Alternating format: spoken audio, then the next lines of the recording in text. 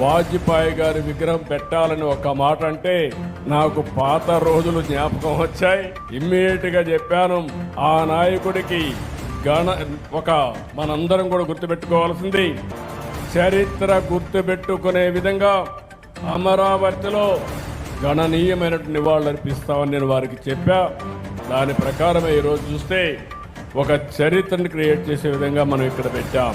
ఈరోజు మీరు చూసినప్పుడు వాజ్పేయి శత జయంతి ఉత్సవాల సందర్భంగా బీజేపీ ఈ నెల 11వ తారీఖు నుంచి అటల్ మోడీ సుపరిపాలన యాత్రను ప్రారంభించారు.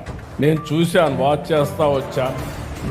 నేను మొట్టమొదటిసారిగా మీరు చూస్తే 26 జిల్లా కేంద్రాల్లో వాజ్పేయి విగ్రహాలు పెట్టాలంటే నేను పూర్తిగా ఒకసారి టెలికాన్ఫరెన్స్ తీసుకుని ఎన్డీఏ అంటే ఈ 3 పార్టీలు కలిసి ఏ విధంగా పనిచేయాలనో పనిచేసే విధంగా ఈ కార్యక్రమానికి స్ఫూర్తిని మనం కోరాం.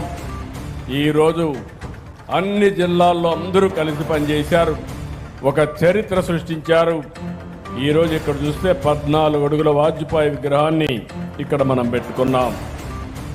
అయితే మనందరం గుర్తుపెట్టుకోవాల్సింది, వాజ్పేయి విగ్రహం పెట్టుకోవడమే కాకుండా విగ్రహంతో పాటు ఆయన చరిత్రని, ఆయన చేసిన పనుల్ని శాశ్వతంగా ప్రజలకు గుర్తుండే విధంగా ఈ స్మృతి వనం ఏర్పాటు చేస్తామని మరొక్కసారి మీ అందరికీ విజ్ఞప్తి చేస్తున్నా.